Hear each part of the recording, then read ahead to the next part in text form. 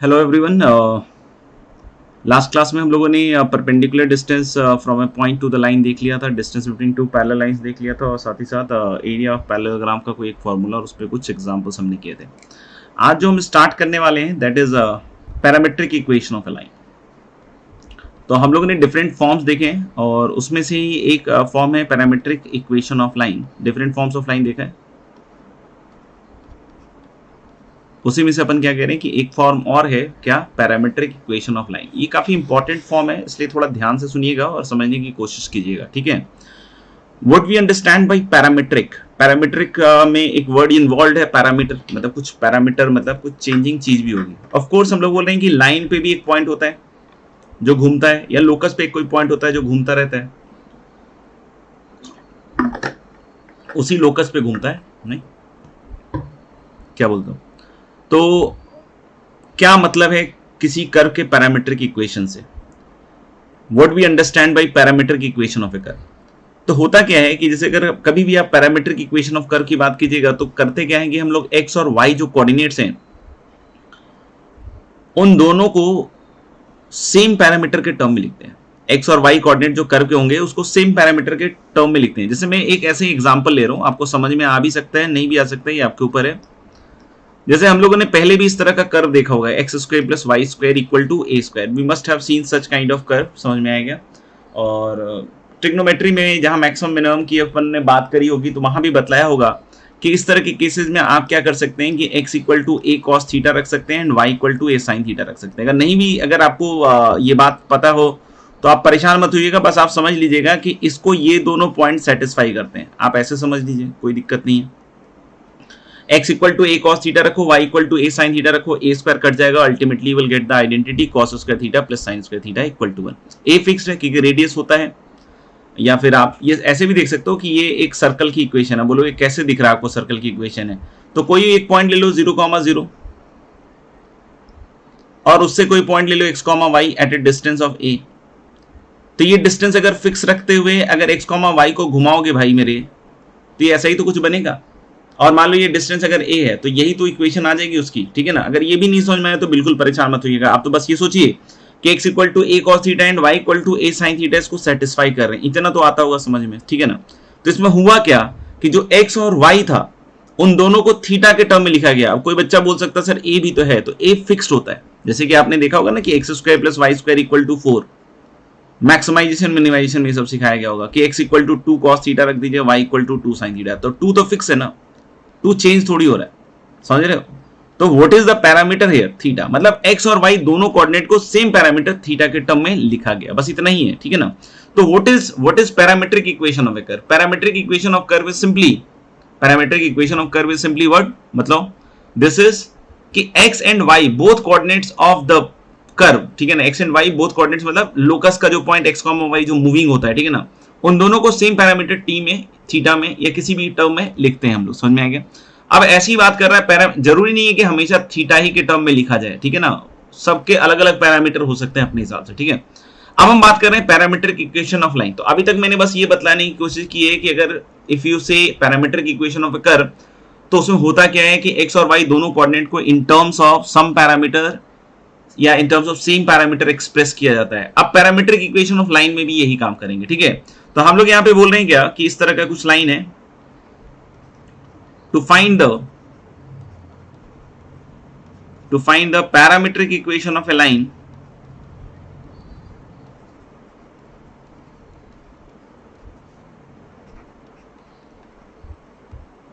ठीक है, passing through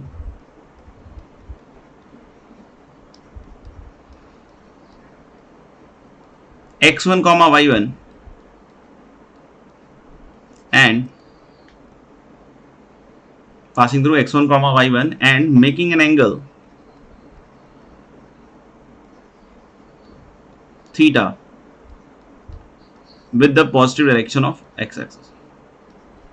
ये वही चीज है जो मैंने बतलाया था, theta positive direction of x axis. तो मैंने बतलाया था कि इसका मतलब क्या हो गया, एंगल ऑफ इंक्लिनेशन।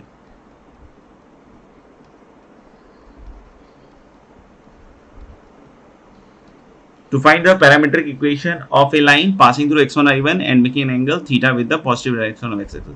मान लीजिए कुछ ऐसा है, ठीक है, कि देयर इज अ लाइन, नहीं, which makes an angle theta, ठीक है, और हम लोग बोल रहे हैं कि x1 y1 से क्या कर रहा है, पास कर रहा है, क्या कर रहा है, x1 y1 से क्या कर रहा है, पास। अब कोई बच्चा लिख देता है कि sir the equation is y minus y1 equal to tan theta into x minus x1, अगर मान लो कि कोई ऐसा लिख देता है, ठीक है, तो ये लाइन की इक्वेशन तो है, बट ये पैरामीट्रिक फॉर्म में नहीं है, क्योंकि पैरामीट्रिक फॉर्म में क्या पॉइंट होगा कि x और y दोनों कोऑर्डिनेट को in terms of the same parameter लिखेंगे, ऐसा यहां पे नहीं देखने में प्रतीत होता है, समझ में आएगा। तो ये पैरामीट्रिक नहीं है, ये पहले आप समझिएगा, ठीक है ना। अब पॉइंट ये भी हो सकता है पहला कि sir what will be the parameter which we are going to select, तो वो मैं आपको बतलाता हूं, ठीक है। तो जरूरी नहीं कि आपको पहले से पता होगा ये सारी चीज, ये बतलाने के बाद पता हो, ये सबसे ज्यादा इंपॉर्टेंट चीज है, ठीक है। तो अब हम बात करते हैं parametric equation of the line. लिखने के लिए इक्वेशन कोई आदमी वैसे भी लिख सकता है जो मैंने अभी लिखा, ठीक है ना, बट वो पैरामीट्रिक नहीं है। अब हम लोगों ने बोला है कि x1 y1 is a point on the line and this is making an angle theta, ये फिक्स पॉइंट x1 y1 और ये फिक्स्ड एंगल नहीं। हम लोगों को ये भी पता है कि इसके ऊपर एक मूविंग पॉइंट होता है h, के, जिसको हम बाद में x, y से रिप्लेस करते हैं, सही बात है। तो हम ले लें x1 y1 और ये हमने एक मूविंग पॉइंट ले लिया x, y और इसके बीच का हम लोगों ने डिस्टेंस लिया है r इज अलजेब्रिक डिस्टेंस। अब बोलोगे सर ये कौन सी चीज आ गई, अलजेब्रिक डिस्टेंस का मतलब होता है दोस्तों विथ साइन। जैसे हम लोग को जनरली डिस्टेंस के बारे में क्या आइडिया रहता है कि distance is always positive, but यहां पे जब मैं अलजेब्रिक डिस्टेंस कह रहा हूं तो r पॉजिटिव भी हो सकता है, r नेगेटिव भी हो सकता है, r जीरो भी हो सकता है, r नेगेटिव पॉजिटिव जीरो कुछ भी हो सकता है। पॉजिटिव लेने पे आप देखोगे, मैं बाद में एक्सप्लेन करूंगा कि x1 y1 से ऊपर के पॉइंट्स मिलेंगे लाइन पे, x1 y1 से ऊपर के पॉइंट्स मिलेंगे r पॉजिटिव लेने पे, और r नेगेटिव लेने पे नीचे के पॉइंट्स मिलेंगे।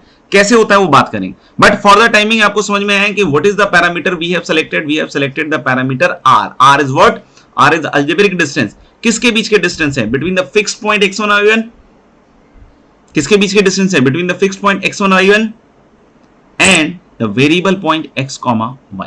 अब हम लोग क्या कर रहे हैं कि यहां से परपेंडिकुलर ड्रॉप कर रहे हैं, ये आप देख सकते हो कि ये एंगल अभी भी थीटा है, और अगर ये हमने अलजेब्रिक डिस्टेंस r लिया है तो ये हो गया r cos थीटा, और ये वाला पार्ट हो जाएगा आपका, सॉरी ये r cos थीटा, और ये वाला जो पार्ट होगा this will become r sin theta, ये वाला। I hope it is clear. ये दूसरी तरीके से भी निकल सकता है, ये y माइनस y1 है, देख लो, तो ले y minus y1 is r sin theta and x minus x1, यहां ध्यान रखना वेरिएबल कौन है बोलो, r, पैरामीटर कौन है, r। तो आप देखो ना कि x को हम ऐसे लिख सकते हैं ना, x को लिख सकते हैं x1 plus r cos theta, x1 fix है, थीटा फिक्स है, r चेंजिंग है, y equal to y1 plus r sine. देख लो पहले और दूसरे इक्वेशन से ये आएगा, तो इसी को हम लोग कहते हैं parametric equation of the line, क्योंकि आप देख सकते हो x और y जो दोनों कोऑर्डिनेट्स हैं उनको इन टर्म्स ऑफ पैरामीटर क्या लिखा है, r। और मोस्ट इंपॉर्टेंट पार्ट क्या है कि r अलजेब्रिक डिस्टेंस है, पॉजिटिव नेगेटिव जीरो कुछ भी हो सकता है, r किसके बीच का डिस्टेंस है, वो सबसे ज्यादा इंपॉर्टेंट पार्ट है कि x1 y1 और जो मूविंग पॉइंट है उन दोनों के बीच का डिस्टेंस r है। थीटा क्या है, जो एंगल ऑफ इंक्लिनेशन है, समझ में आ रहा है क्या। x1 y1 क्या है, fix point on the curve, xy क्या है, moving point on the line. Clear है मेरे ख्याल से यहां तक। इस चीज को हम दूसरी तरीके से भी लिख सकते हैं। अब बोलोगे सर कैसे लिख सकते हैं, तो देखना है यहां से x minus x1 upon cos theta लिख दीजिए, वो r के बराबर हो गया, नहीं देख लो कॉस थीटा से डिवाइड कर लो, और यहां भी y minus y1 upon sine theta लिख लीजिए, वो भी किसके बराबर हो गया, r। तो बहुत बार क्या होगा कि आप ऐसा भी लिखा हुआ पाएंगे कि इस तरीके से लिख दिया गया होगा, x minus x1 upon cos theta, y minus y1 upon sine theta equal to r। This will be the parametric equation of the line. अब हम लोगों ने ये सब समझ लिया कि पैरामीट्रिक इक्वेशन ऐसा है वैसा है जो भी है। अब हम बात करते हैं r के ऊपर कि r पॉजिटिव नेगेटिव पे कैसे ऊपर की साइड के पॉइंट्स मिलते हैं। अब उस चीज को समझते हैं, ठीक है ना। तो लो थीटा के ऊपर दो केस हो सकता है, एक तो हो सकता है कि थीटा 90 से कम हो, क्योंकि हमने थीटा का रेंज दे रखा था, बताओ कहां से कहां तक, 0 से पाई एंगल ऑफ इंक्लिनेशन का। तो लो 0 से π/2 हो, π/2 में से वर्टिकल आ जाएगा, समझ में आएगा, वो सब आपको समझ में आता होगा। बाकी हम बोल रहे हैं कि थीटा अगर एक्यूट है तो क्या हो रहा है, थीटा अगर एक्यूट है और r पॉजिटिव है और r नेगेटिव है, सोचते रहना बस, सोते नहीं, सोचते रहे। मान लो कि थीटा एक्यूट है दोस्त और आर पॉजिटिव है, देखना ध्यान से, थीटा एक्यूट है और आर पॉजिटिव है, ये देखना ध्यान से। तो थीटा अगर एक्यूट है और आर पॉजिटिव है, मतलब ये क्वांटिटी पॉजिटिव है, तो जो पॉइंट मूविंग पॉइंट मिल रहा है उस पर फोकस करना एक्स कॉमा वाई, जो नया पॉइंट है वो कहां मिल रहा है, आर पॉजिटिव, ये पॉजिटिव, थीटा एक्यूट ये भी positive, r positive, theta acute ये भी पॉजिटिव। मतलब ये जो प्रोडक्ट आपको दिख रहा है, क्या ये प्रोडक्ट आपको दिख रहा है कि ये प्रोडक्ट पॉजिटिव ही आ रहा है? तो यानी x1 में कुछ जुड़ा और y1 में भी कुछ जुड़ा, ये x, y आएगा तो लाइन के ऊपर ही पॉइंट ना। तो अब आप x1 और y1 में कुछ जोड़ोगे तो किधर के पॉइंट्स मिलेंगे? ऊपर के ही पॉइंट्स मिलेंगे। लेकिन जैसे ही आपने r नेगेटिव लिया मेरे दोस्त, तो ये भी कम हुआ, क्योंकि r नेगेटिव है और ये भी कम हुआ, मतलब x1 में से भी कुछ घटा और y1 में से भी कुछ घटा, तो किधर के पॉइंट आएंगे? नीचे की साइड के। और अगर r 0 लिया तो ऑफ कोर्स x1 y1 ही आएगा, मूविंग पॉइंट x, y। यानी हम लोग बोल रहे हैं x, y कहां मिल रहा है? एट ए डिस्टेंस r मिल रहा है। r पॉजिटिव पे किधर मिल रहा है? इस x1 y1 से ऊपर मिल रहा है। r नेगेटिव में कहां मिल रहा है? इस x1 y1 से नीचे मिल रहा है। सेम एक्सरसाइज हम लोग ऑब्ट्यूज के लिए भी करके देख सकते हैं।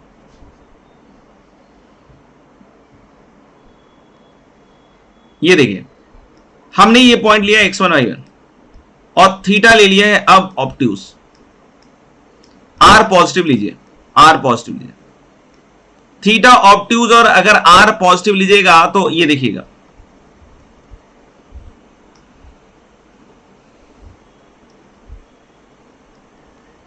ठीक है, थीटा ऑब्ट्यूज और आर पॉजिटिव। थीटा ऑब्ट्यूज में मतलब 0 π/2 से पाई, तो कॉस थीटा नेगेटिव, और आर पॉजिटिव है तो सोचो ना, cos theta negative, r positive, मतलब ये नेगेटिव, मतलब x कम, x1 से कुछ कमा, और यहां थीटा ऑब्ट्यूज है तब भी साइन थीटा पॉजिटिव होता है, मानते हो क्या इस बात को? और r पॉजिटिव ले रखा है मैंने पहले से, तो y में कुछ जुड़ा, y1 में कुछ जुड़ा और x में से कम, x1 में से कुछ कम हुआ। तो अब आप यहां पे बहुत क्लियरली सोचो, बहुत क्लियरली सोचना है, ठीक है ना, कि अगर आपने x1 में से कुछ कम किया और y1 को बढ़ाया, तो x1 कम करोगे तो पीछे की साइड आओगे ना, इधर आओगे, x1 कम मतलब इधर की साइड जाएगा, और y1 में बढ़ाओगे तो ऊपर ही तो जाएगा ना, मतलब इस पॉइंट से किधर जाएगा? इस पॉइंट से लेफ्ट जाएगा और ऊपर जाएगा, मतलब इधर की साइड ही तो आएगा ना, x1 y1 से ऊपर के पॉइंट जाएंगे। और जस्ट लाइक दैट आप देख सकते हो कि जैसे ही थीटा ऑब्ट्यूज में r नेगेटिव लोगे तो ये नीचे वाले पॉइंट्स आ जाएंगे। समझ में आ गई बात? कि अगर ये चाहो तो अपनी कॉपी में खुद से भी लिख सकते हो कि अगर r पॉजिटिव होगा, अलजेब्रिक डिस्टेंस पॉजिटिव होगा, तो हमेशा x1 y1 से ऊपर की साइड के पॉइंट्स मिलेंगे लाइन पे, और r नेगेटिव में हमेशा किधर की साइड मिलेंगे? नेगेटिव। और r कैसा होगा? अलजेब्रिक। समझ में आएगा? r अलजेब्रिक होगा, मतलब अगर ऊपर के पॉइंट्स के लिए r चाहिए होंगे तो r पॉजिटिव लेने पड़ेंगे, और नीचे के लिए अगर लेने होंगे तो r कैसे लेने होंगे आपको? नेगेटिव। तो ये कुल मिला के ये बात मैंने यहाँ पे आपको अभी तक बतलाई है। I hope it is very much clear. अब हम इस पे कुछ सवाल करने वाले हैं, ठीक है, तो चलिए करके देखते हैं कुछ सवाल। चलिए लिखिए पहला सवाल और सॉल्व भी करेंगे। देखिए, a line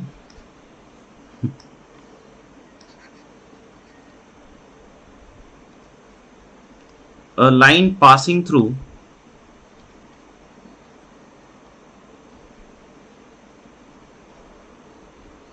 a fixed point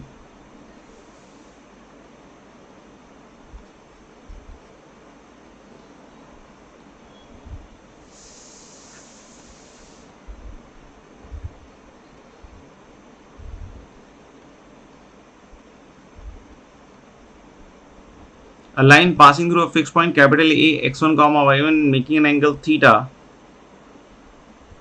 with x-axis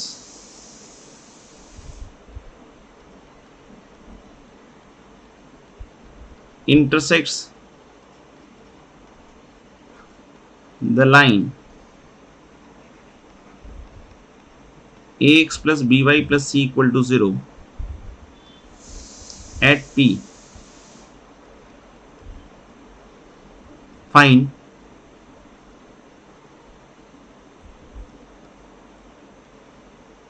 AP. Find AP करिए, बाकी पॉज कर लीजिएगा, मैं भी इसको करता हूं।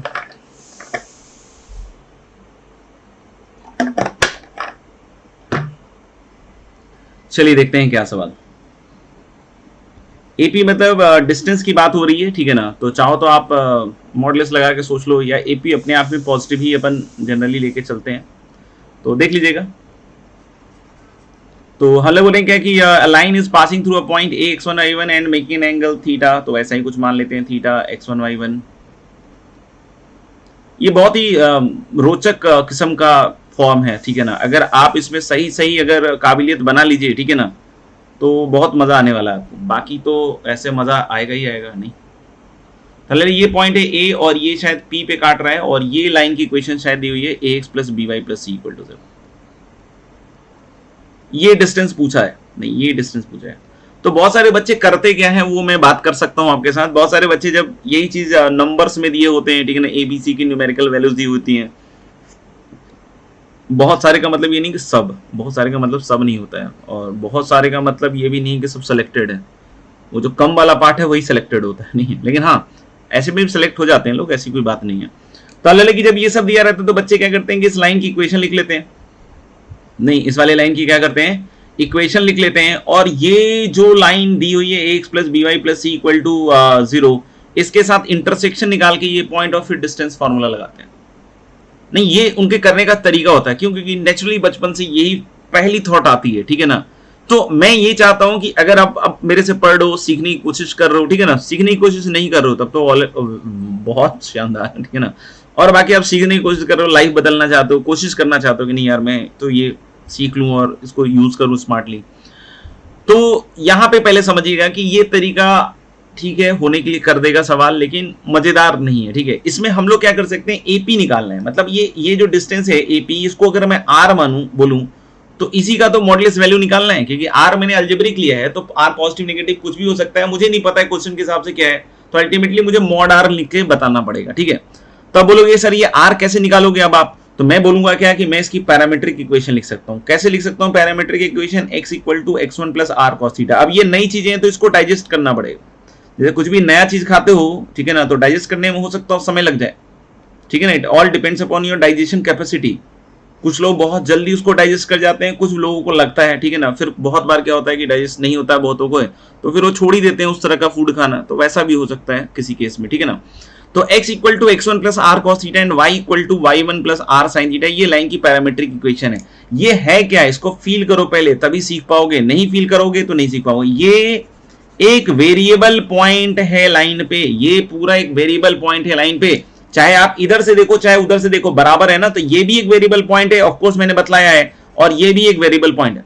किसी ना किसी आर के लिए ये वेरिएबल पॉइंट पी भी होगा, क्यों, क्योंकि पी इसी पे है। सोचिए आप, पी इसी लाइन पे है ना, इस लाइन पे भी है, लेकिन इस लाइन पे तो है ना। अगर इस लाइन पे है तो पी जो पॉइंट है, हम लोग बोल सकते हैं किसी ना किसी आर के लिए आएगा। अब बोलोगे कौन से आर के लिए आएगा, एपी के लिए आएगा, जो एपी डिस्टेंस होगा उसके लिए आएगा। सर पॉजिटिव होगा या नेगेटिव होगा उससे मुझे अभी मतलब ही नहीं है, क्यों, क्योंकि मैं बोल रहा हूं कि फाइनली मुझे तो उसका मैग्नीट्यूड से मतलब है। तो मैंने क्या बोला कि इस पॉइंट पी के ही कोऑर्डिनेट को क्लेम कर दिया x1 plus r cos theta and y1 plus r sine theta, क्योंकि किसी ना किसी आर के लिए तो ये आएगा। नहीं समझ में आ रही हो बात तो फोटो खींच के डालने से कुछ नहीं होने वाला है, ठीक है ना, इतना ही है और यही सीखना पड़ेगा। तो हम लोग बोलेंगे कि x1 plus r cos theta y1 plus r sine theta, P का कोऑर्डिनेट हम इसके रेफरेंस फ्रेम से सोच सकते हैं, किसी ना किसी आर के लिए होगा। लेकिन ये पॉइंट तो इस लाइन पे भी है मेरे दोस्त, तो इसको भी तो सेटिस्फाई करेगा। तो अगर इसको सेटिस्फाई करा दिया तो हो गया आपका काम। तो a times x1 plus r cos theta plus b times y1 plus r sine theta, इसको कम से कम 3 से 4 बार देखना, अगर नहीं समझ में आया लिख लिख के देखना, तब जाके चीजें मजेदार होंगी। और एक बार में समझ में आ गया तो बहुत अच्छी बात है। जैसा मैंने बताया था कि सबके अपने अपने अलग अलग डाइजेशन शक्तियां होती हैं। अब कोई बोले कि सर झंडू पंचारिश खा के ठीक कर ले, तो देख ले भाई पढ़ के ठीक होती है, इसका झंडू पंचारिश तो पढ़ाई है। तो ले आर इंटू कितना आएगा a cos थीटा और प्लस क्या आएगा इधर से b sin थीटा, क्योंकि a r cos थीटा आ रहा है, उधर से b r sin थीटा आ रहा है, and that is equal to 0। तो यहां से r की वैल्यू आएगी नेगेटिव ऑफ, ऐसे तो आएगी a cos theta plus b sin theta, क्योंकि एक्चुअल पोजीशन नहीं पता है कि लाइन कहां है, पॉइंट कहां है, वो सब अभी क्योंकि सब जनरल दिया हुआ है। तो हम लोग को मॉडुलस पूछ रहा है तो हमें उससे मतलब भी नहीं है, हमें तो एपी निकालना है, तो हम इसका क्या निकाल दें, मॉडुलस निकाल देते हैं। तो यानी आंसर क्या आ जाएगा एपी के लिए, तो क्या बोलेंगे, बोलो a cos theta plus b sin theta,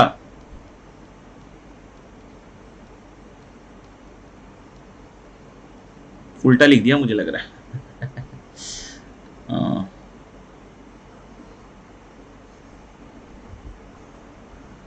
उल्टा लिख दिया साहब, ये तो हो जाएगा minus A X one plus B Y one plus C upon A cos theta plus B sine theta. अब सही है ना? तो मॉडलेस अगर हम लगा देते हैं तो ये कुछ ऐसा आ जाएगा, A X one plus B Y one plus C upon A cos theta plus B sine theta. अब देखो वो परपेंडिकुलर डिस्टेंस वाला कॉन्सेप्ट भी यहां से निकल जाएगा। अब बोलो कैसे से परपेंडिकुलर डिस्टेंस, तो बेटा देखना, अगर परपेंडिकुलर डिस्टेंस वाले समझ में आ रहा है कि x1 y1 से इस लाइन का परपेंडिकुलर डिस्टेंस वाला कॉन्सेप्ट याद आ रहा है? जैसे ये एंगल तो अभी कुछ अननोन है ना, अभी तो मैं इसको थीटा अगर 90 बोल दूं, 90 मान लूं, तो फिर इसमें स्लोप में एक रिलेशन आ जाएगा कि माइनस ए बाई बी इसका स्लोप है और इसका स्लोप है tan थीटा, इन दोनों का प्रोडक्ट आ जाएगा -1, यानी tan थीटा क्या आएगा दोस्त, b बाई ए। समझ में आ रहा है ये क्या कर रहा हूं? अब मैं यहां तक अपना काम हो चुका है, बट मैंने यहां पे क्या कहा कि परपेंडिकुलर डिस्टेंस वाला जो कॉन्सेप्ट है कि x1 y1 से इस लाइन का परपेंडिकुलर डिस्टेंस वो भी कर सकते हैं। कैसे? इसको 90 मान लिया तो इसका स्लोप tan थीटा था, इसका माइनस ए बाई बी, ये रिजल्ट आ गया। तो हम बोले परपेंडिकुलर डिस्टेंस अगर हम निकाल रहे हैं तो क्या आएगा, ऊपर देख लो फिर से वही आ गया, modulus of A X one plus B Y one plus C. और एक चीज और सोच लो, यहां से अगर हम cos थीटा खींच लेते हैं बाहर तो क्या आएगा, a plus b tan theta. बोलो, और इसको और थोड़ा सिंप्लीफाई करना पड़ेगा। तो मैंने क्या कहा, a x1 plus B Y one plus C तो है ही, cos थीटा को ऊपर ले जाके sec थीटा लिख दो, और sec थीटा को लिख दो root under 1 plus tan square theta. सब मॉडलेस में है, कोई दिक्कत नहीं है, मॉड ऑड की कोई चिंता नहीं है, पॉजिटिव नेगेटिव। और a plus b tan theta, तो b tan थीटा क्या हो गया दोस्त, b बाई ए। अब देखना यहां से आ गया a x1 plus B Y one plus C, बात आती है समझ में, और रूट अंडर कितना आएगा, 1 plus B square by a square, that is a square plus B square LCM के बाद, और नीचे आएगा a, और नीचे क्या दिख रहा है आपको, A square plus B square upon A. तो आपको फील आया कि ये मॉडुलस तो है ही, और जब ये कटेगा इसके साथ, तो ये कितना देगा, root under of a square plus B square. तो आ गया ना वही फॉर्मूला। तो इस वाली चीज से हम परपेंडिकुलर डिस्टेंस वाले फॉर्मूले तक भी पहुंच गए। अब लिखना हो तो लिख लीजिए आपको।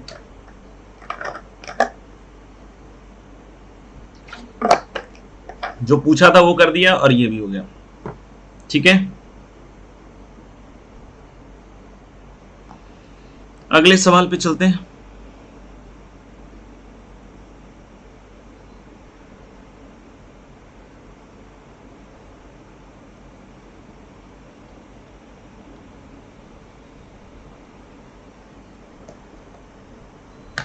In what direction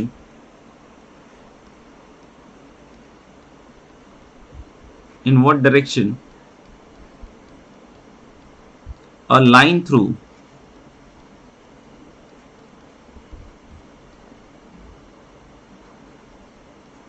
capital A 1, 2 must be drawn?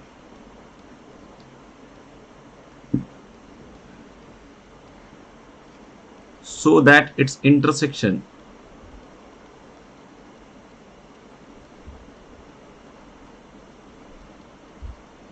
point P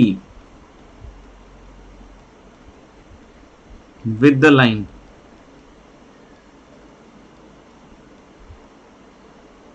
x plus y equal to 4 is at a distance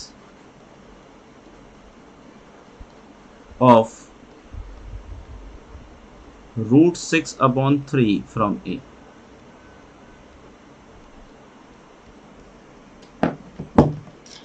चलिए करिए,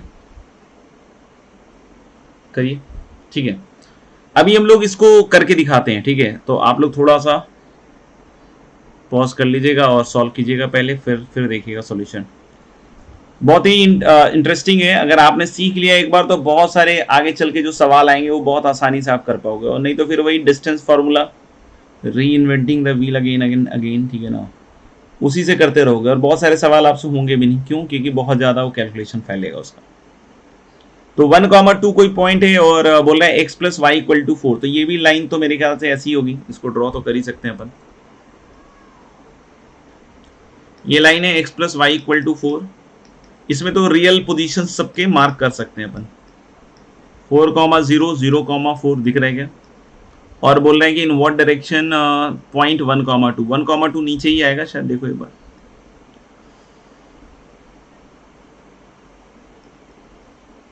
क्योंकि 1 पे इसकी वैल्यू इस लाइन पे आएगी 1,3, ठीक है। x plus y equal to 4 है ना लाइन की इक्वेशन, तो ये पॉइंट इसके ऊपर 1,3 यानी 1,2 नीचे ही आएगा यहाँ पे। अब बोल रहे हैं यहां से किस डायरेक्शन में लाइन को ड्रॉ किया जाए।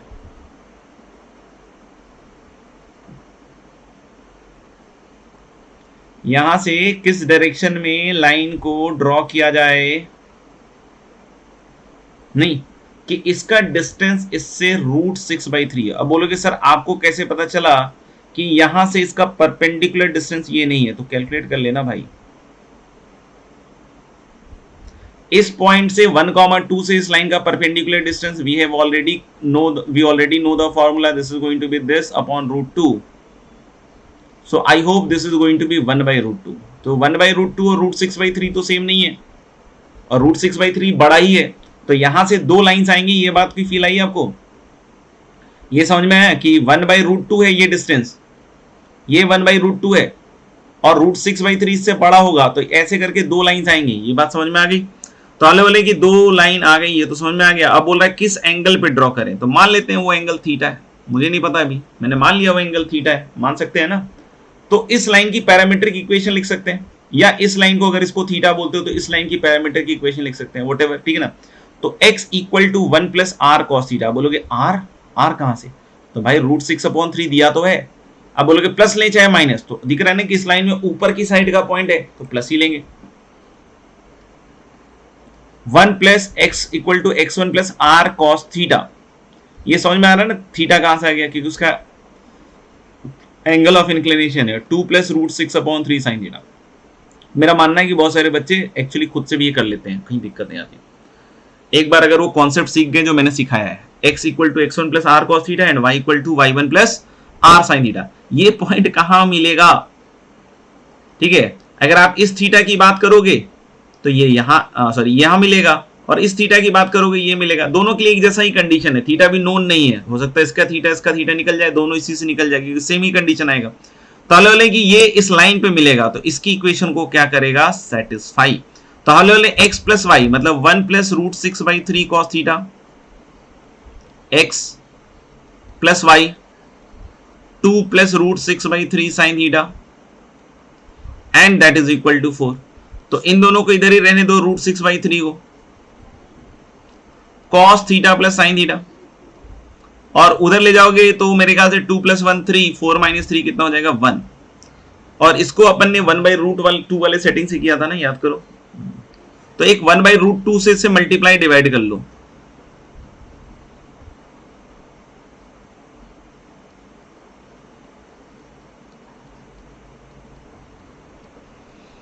तो ये ठीक लग रहा है। और √2 से मल्टीप्लाई करोगे तो √12/3, √12 कितना होता है 2√3 ना, तो इधर जाके ये √3/2 आएगा, मुझे ऐसा लग रहा है। और ये हो गया दोस्त साइन ऑफ, बदल सकते हो तुम लोग, खुद से बदल सकते हो, π/4 प्लस थीटा। और एक बार तो इसको हम लोग लिख सकते हैं साइन π/3, थोड़ा ऊपर कर देता हूं ताकि दिखने में दिक्कत नहीं आए, और साइन 2π/3। थीटा वही 0 से पाई वाला ही निकालना है, उससे ज्यादा आगे निकालने का कोई मतलब नहीं, क्योंकि रिपीट होगी लाइन। तो π/4 प्लस थीटा इज π/3, तो थीटा कितना आ जाएगा, 60 में से 45 गया, शायद 15 एक तो आ जाएगा, और 120 में से 45 और घटा दो, 100 में 25, 75 गया, देख लेना भैया। तो दो एंगल आएंगे 15 और क्या आ जाएगा 75, आगे का निकालोगे 180 क्रॉस कर जाएगा।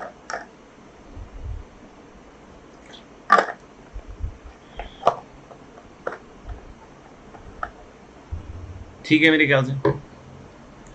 इसको हम चाहते तो यहाँ ज्योमेट्रिकली भी निकाल सकते हैं। अब बोलोगे कैसे निकाल सकते हैं सर, तो यहां देखना ध्यान से,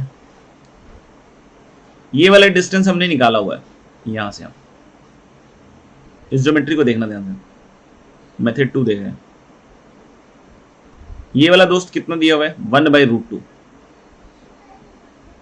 और ये डिस्टेंस है √6/3 जिसको हम काट के और क्या लिख सकते हैं √2/3 और इस एंगल को दोस्त अल्फा मान लो। तो हम लोग साइन अल्फा क्या लिखेंगे, साइन अल्फा इज, ये दिख रहा है ना, ये वाला एंगल को अल्फा माना है मैंने। ध्यान से देख लेना, खुद से भी कर लेना, नहीं आए तो छोड़ देना, और तो क्या है यार इतना क्यों परेशान हो रहे हो। 1/√2 और हाइपोटेनस क्या हो गया √2/3। तो ये मुझे लग रहा है √3/2 आ रहा है, तुम लोगों को भी लग रहा होगा। तो अल्फा ये पक्का हो गया क्या कि 60 डिग्री आ गया। तो अगर मेरे दोस्त ये अगर 60 आ गया, अब सुनना ध्यान से,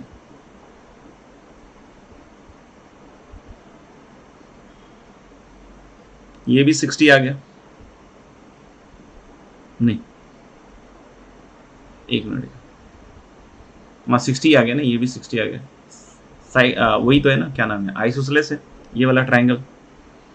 यहाँ पे जो ये ट्राइंगल बन रहा है ये है तो आइसोसेलेस ना, इधर भी √6/3 है, इधर भी √6/3 है, तो ऑफकोर्स आइसोसेलेस है, तो ऊपर वाला भी 60 आ गया। अच्छा ये 60 आ गया, और एक और बात थी, x + y = 4 है तो ये 135 है।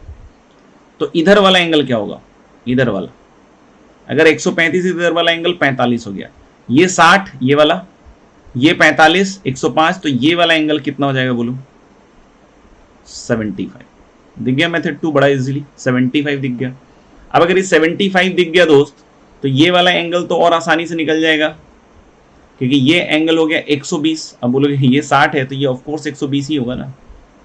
अब ये 120 ये 45, तो हो गया कितना 165, तो ये वाला एंगल कितना आ जाएगा 15 डिग्री। तो यानी एक 15 डिग्री पे आएगा और एक क्या आएगा 75 डिग्री। तो ये ज्योमेट्रिकली भी दिख रहा है, बाकी आप एक बार और डायग्राम बना के कीजिएगा तो आपको समझ में आ जाएगा। लिखना हो तो लिख लीजिए। अगले सवाल पे चलते हैं, चलिए।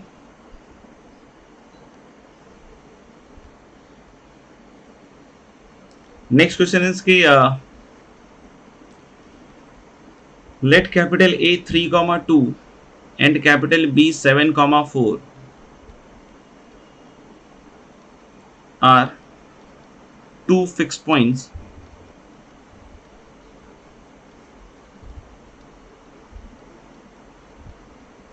find coordinates of C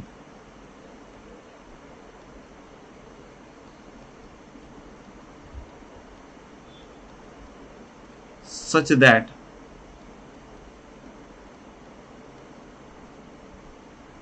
ABC is an equilateral triangle।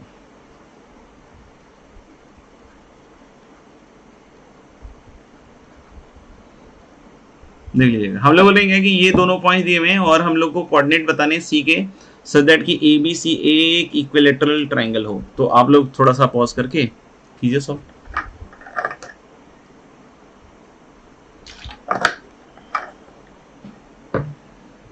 ठीक है, करो।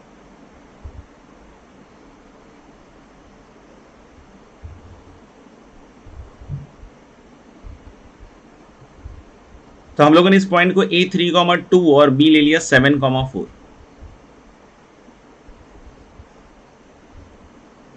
कीजिएगा मेहनत, स्ट्रेट लाइन है, बिल्कुल नए तरह का है, उसमें भी पैरामीट्रिक थोड़ा नया है तो इसलिए मेहनत कीजिए, बार बार बतला रहा हूँ। और C अगर इक्विलेटरल है मेरे भाई, तो C इसके राइट बाइसेक्टर पे होगा, क्योंकि आप लोगों को पता है इक्विलेटरल ट्राइंगल के कॉन्सेप्ट से, नहीं कि A B और पॉइंट C अगर लोकेट करोगे तो इसका जो राइट बाइसेक्टर होगा वहीं पे C आएगा। C ऊपर भी एक आएगा, मतलब दो कोऑर्डिनेट आएंगे, एक नीचे भी आएगा, ठीक है ना, और दोनों इक्विडिस्टेंट ही होंगे, सही है क्या। और अगर हम लोग बात कर रहे हैं कि ये पॉइंट, तो ये तो मिडिल पॉइंट हो गया, कितना हो जाएगा 5,3। अब कोई पूछे कि सर ये C पॉइंट अगर है, तो मैं बोल दूंगा भाई कि ये ट्राइंगल इक्विलेटरल होगा तो ये एंगल 60 होगा। बहुत सारे बच्चे मासूम होते हैं, वो इसी को एक्स एक्सिस मान के काम कर लेते हैं। भाई ये एक्स एक्सिस नहीं है, भाई ये एक्स एक्सिस नहीं है, समझ में आ गया। तो हम लोग ये एक्स एक्सिस नहीं है, पहली चीज समझ लेना, ठीक है। 3,2 7,4 एक्स एक्सिस नहीं है, ठीक है। तो हम लोग ये 60 से हम क्या कर सकते हैं, ये वाला साइड लेंथ अपन को पता चल गया, बोलो क्या है साइड लेंथ। तो साइड लेंथ हम लोग, हालांकि साइड लेंथ कितने के बराबर हो जाएगा, √/, 7 में से 3 गया 4, तो 16, 4 का स्क्वायर और 4, तो √20 आ रहा है मुझे लग रहा है। √20 इज सही है ना? √20 2√5 है लग रहा है, पता नहीं यार, गलत सही, एक बार चेक कर लेता हूँ। 16 ठीक ही लग रहा है यार, पता नहीं, बाकी कुछ कैलकुलेशन एरर हो देख लेना। तो ये 2√5 है, सही है क्या? तो ये लेंथ निकाल सकते हो आप। नहीं, कैसे निकाल सकते हो? जैसे ये √5 हो गया और tan 60 लिख लो। तो अगर हम इसको W मानते हैं तो tan 60 क्या हो जाएगा? W/√5, यानी tan 60 हो गया √3, तो W कितना हो गया? √15। अच्छा, एक चीज और बतला दो बस, हेलो ने कि इस लाइन का स्लोप निकाल सकता हूं क्या? Yes, slope of this line going to be 4 - 2 that is 2, और 7 में से 3 गया 4, हाफ। तो ये इसके परपेंडिकुलर लाइन का स्लोप हो गया -2। तो ये tan थीटा है इस लाइन के स्लोप, जहां थीटा इसका इंक्लिनेशन एंगल है, इस वाली लाइन का। तो क्या साइन थीटा कॉस थीटा निकाल सकते हैं? यस, साइन थीटा पॉजिटिव होगा क्योंकि थीटा 0 से पाई लेते हैं इंक्लिनेशन एंगल को, और कॉस थीटा 0 से पाई में, अब ये tan थीटा नेगेटिव है तो कॉस थीटा नेगेटिव होना पड़ेगा। तो साइन थीटा कितना हो जाएगा? 2/√5, शायद चेक कर लेना एक बार। और ये -1/√5, माइनस क्यों लगाया? क्योंकि थीटा 0 से पाई है तो साइन नेगेटिव नहीं होगा, और tan नेगेटिव है तो cos थीटा को ही नेगेटिव होना पड़ेगा। समझ में आ गया? अब ये सब निकल गई। अब बोलोगे ये सब क्या कर रहे हो? तो ऑफ कोर्स हम लोग लगाने वाले हैं क्या? बोलो, पैरामीट्रिक फॉर्म। पैरामीट्रिक फॉर्म में इसको जैसे आपने x, y मान लिया, और ये हो गया आपका x1 y1। r पता चल गया क्या भाई मेरे? r पता चल गया, ये √15 है। अब बोलोगे सर नीचे, तो एक √15 होगा तो नीचे वाला -√15 होगा, इसको तुम -√15 लोगे तो नीचे वाला √15 लोगे, 2 पॉइंट मिलेंगे, दोनों ही आ जाएंगे।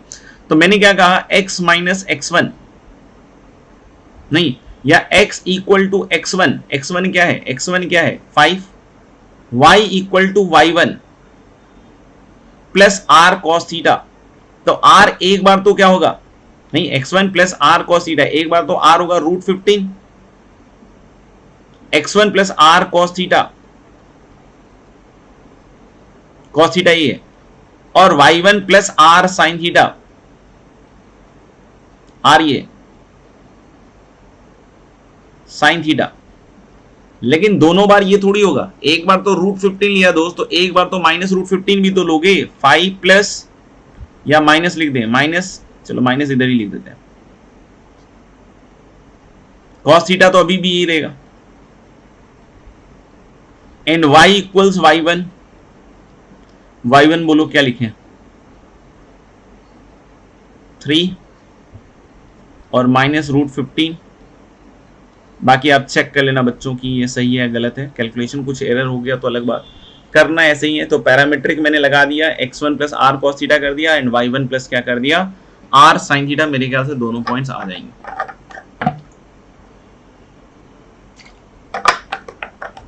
सही है मेरे ख्याल से।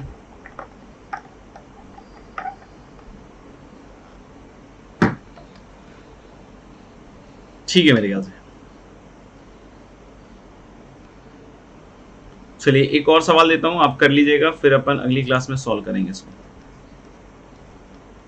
A line through capital A -5, -4 meets the line x plus 3y plus 2 = 0, 2x plus y plus 4 = 0, and x minus y minus 5 = 0 at capital B, C, D. If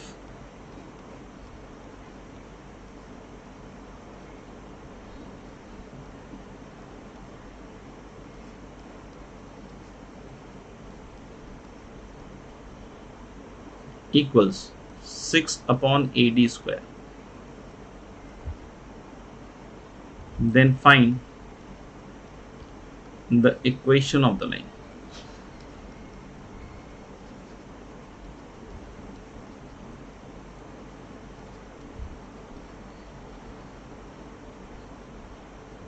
ठीक है, तो इसको करिएगा आप लोग, राइट। और बाकी होमवर्क में देख लेते हैं क्या पॉसिबिलिटी एग्जिस्ट करती है। देख लीजिएगा, जहाँ भी डू इट सेल्फ या इलस्ट्रेशन किया हो वहां के आगे मैं दे रहा हूँ, कहाँ तक दे रहा हूँ वो लिख देता हूँ मैं एक बार। होमवर्क में टिल डू इट सेल्फ 8, मतलब अगर मान लीजिए आपने 4 तक किया है तो ऑफकोर्स 1 2 3 4 हो चुका है, तो अब 5 6 7 8 करना होगा आपको। एंड टिल इलस्ट्रेशन 25, मतलब अगर आपने 14 तक, मुझे जहां तक है याद किया था, तो उसके आगे आप ये कर सकते हैं। ओके,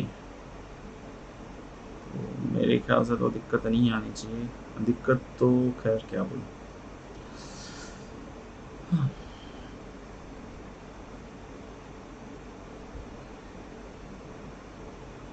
एक्सरसाइज 1 में मुझे नहीं याद आ रहा है कि मैंने कहाँ तक दिया था। तो अगर मान लो कि अगर हमने 15 तक दिया हो तो 15 के आगे चालू कर देना, 20 तक दिया हो तो 20 के आगे चालू कर देना, और कहाँ तक चालू करना है वो भी बतला देता हूँ मैं। 30 तक, एक्सरसाइज 1